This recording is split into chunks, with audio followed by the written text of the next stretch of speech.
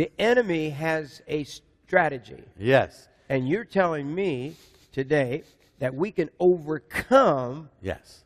the strategy of Satan, our enemy. Yeah, Paul said we are not unaware of his strategy or his scheme. Not that he's not our focus, but we need to be aware of it to overcome. God called us to overcome. And we have an enemy, we've talked about this, but we are to overcome. So one of the revelations in the Bible is that God reveals the enemy through the picture, the image of the serpent. He's called the serpent. In the Garden of Eden, the snake, the serpent. In Hebrew, the word for serpent is nahash. And it sounds like a hissing snake, nahash, like a cobra, like that. That's what it sounds. A lot of the words in Hebrew sound like what they are. Like, for instance, the word for spirit or wind is ruach. It's like the blowing of the spirit, blowing of the wind, ruach, so as it goes. So you have this nahash, but it actually means the whisperer, like someone who whispers things and whispers things and plots. Actually, occult things are linked to that word too. So the thing is that this actually gives us a revelation. If you look at an actual snake and what they do, it actually gives you a revelation of how the enemy works in our life. That's why I called it Snake Busters, because it's linked to that. I'll give you just a few things. One is, snakes have no real ears. They can sense things, they can sense vibrations, but they don't go by hearing. They go by infrared and all these other things. First of all, the enemy, in other words, one of the things that it says it says faith comes by hearing. One of the things that he has no faith. One of the things that overcomes the enemy is living not by sight, but living by faith. Living by faith does it, because if you live by sight, the enemy is into appearances. His whole thing is appearances. He appears like an angel of light. So he'll always throw things in your life to make it appear like it's the worst thing. It will make you panic. Everything's going crazy, and he wants you depressed. He wants you angry. He wants you to mess up.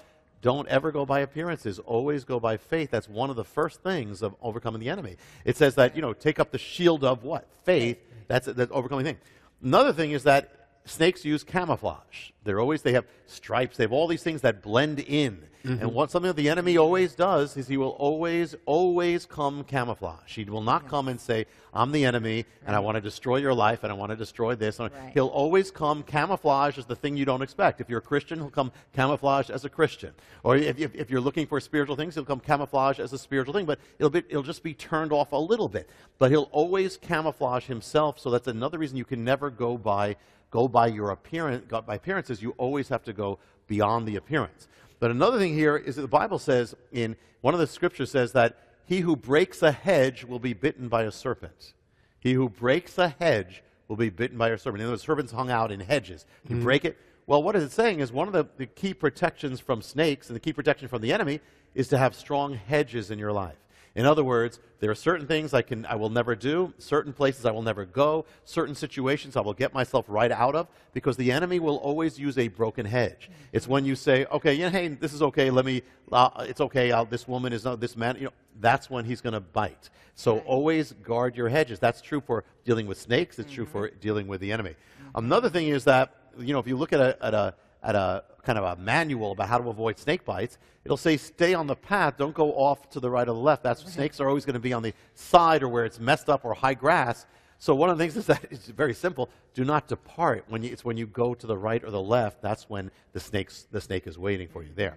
But another one that very key is this preempting. There's a bunch of snakes. Well, what they do is, and you've probably seen this on National Geographic, is that they will swallow eggs whole. They put their thing around the egg, swallow the egg, they'll go after eggs. They do that a lot. The enemy, what does that mean? The enemy is the serpent. He will go after the purposes of God when it's still an egg, before it has come to pass. Yes. He will attack you for what is the future. And it's so key. For instance, look, he's a preemptor.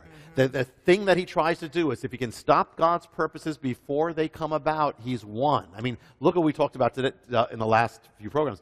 He is there on the Temple Mount because of what's coming on the Temple Mount. What did he do with Moses? When he was a baby, wanted to destroy the babies of Israel.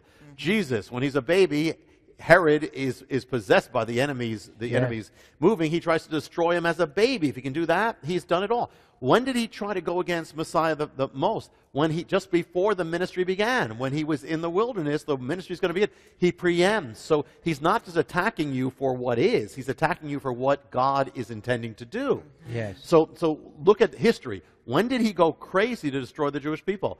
The Holocaust, Hitler, just before Israel is going to be birthed and all the prophecies are going to come true. Yeah. He tries to wipe them out before it happens. That's always how he works. The enemy is a preemptor. Yes. I can tell you, when I first came here, remember I came here and the whole building was flooded where I was. Right. As soon as the harbinger was about to come out, the Hurricane Irene came to our building, flooded us all out. The enemy comes in like a flood. Everything was wiped out, And yet it didn't. I said, guys, I'm telling the congregation, hey, this is not hard to say this when everything we're wiped out. I said, this is not a bad thing. It's a good thing. It's a good thing because God is doing this thing. This means what's going to happen with the harbinger, whatever, is going to be bigger than anything we imagine. So take it as an encouragement when that happens. I remember when I first started sharing about the harbinger in the old building, right after I did, all hell went crazy against our ministry to the point where the town and the landlord said, we're going to destroy your building. And so this is the old building. So they said, we're destroying it. So we had no place to go up until the last day. We had no place to go. The building ultimately was destroyed. And yet God gave us a bigger place. But not only that, but the building where they destroyed the place where I first started sharing the harbinger, it's like the enemy, see, I didn't know what God was going to do with the harbinger, but the enemy did. The enemy, and so he's attacking. And so now it was like it was going to end the ministry, right, where it was going to destroy the ministry, but it didn't. But they put up a Walmart over our building. The Walmart is selling books, and Walmart is selling the harbinger. Yeah. So on the very place where I first shared it.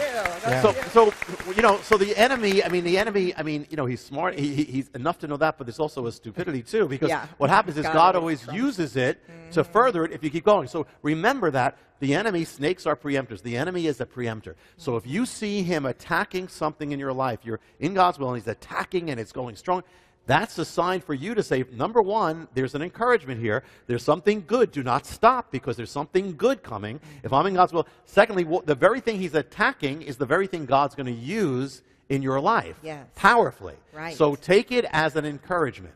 Take it as an encouragement. Look at how he tried to wipe out the first Christians. Yeah. Why? Because he knew he's a preemptor. So this is a real encouragement with the enemy. So if you see it, you can turn it around and see that this is for God's purposes. Another thing about dealing with the enemy is that, if you deal with a snake, you don't go for the tail. I mean, if you see a snake coming that's poisonous, you got to go for the head. Yeah. You got to go for the head there. Mm-hmm. And so it is because if you don't, you grab the tail, it goes around and bites you, But if you grab the head, people who deal with rattlesnake, they deal with that head right away. Mm-hmm. Well, what it's saying is also when you deal with sin, don't deal with the tail, deal with the head. Let me tell you what I mean. You don't want to deal with sin once it's already come in. You want the moment the head of sin, the moment it comes, that's the most effective way of dealing with sin. The moment its head comes up, the moment the thought comes in, deal then, and you'll be 100 times more powerful in the Lord than if you give it room and then try to deal later. Mm-hmm. But deal with the head. Stop it immediately. It says in the epistles, we fight against rulers. Now, the word in Greek is arche. It means we fight against not just little things, we fight against the rulers in spirituality. Yeah. But arche also means the beginning.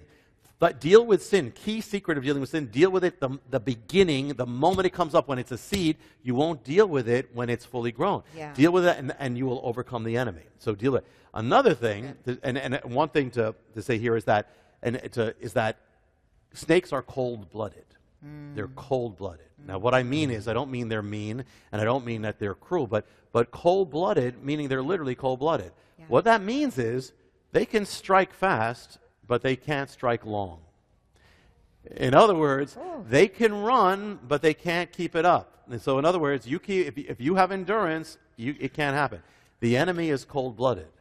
Sin is cold-blooded. Yeah. Evil is cold-blooded. Temptation is cold-blooded. True. Meaning it will come fast. It'll come to overwhelm you, but it can never keep going. Yeah. All evil in the end fails. All evil dies. And that's why the key is keep going. When you're being attacked and the temptation is give up, don't ever give in to that giving up. Keep going. persevere. Don't live in the short term. The short term, that's where the enemy goes crazy. Forget it. Don't live in it. Look to the long term. Always, no matter what's happening, look. For instance, when he tempts you, don't look at the short term. Look beyond it. Look to the end, how it's the pain it's going to be. When it's hard to follow the Lord, the enemy is discouraging you, look to the long term. I'm going to be so blessed at the end of this. Always live to the long term and then walk to the long term. Don't ever stop. That's why it says, who overcomes the enemy? Those who persevere. You can fall down 1,000,000 times, but if you get up and keep going, you're going to overcome the enemy. The enemy can never outlast it. It will always fail. Good is for the long term. Evil is not. Evil is a dash, is a short-term dash. But good is the long-term running. You will never be overcome by the enemy if you keep going. Don't give up. So it says there is a word for the saints. Revelation. Do not give up. Persevere. Keep going, and you will cross that finish line. Amen. And leave the enemy in the dust.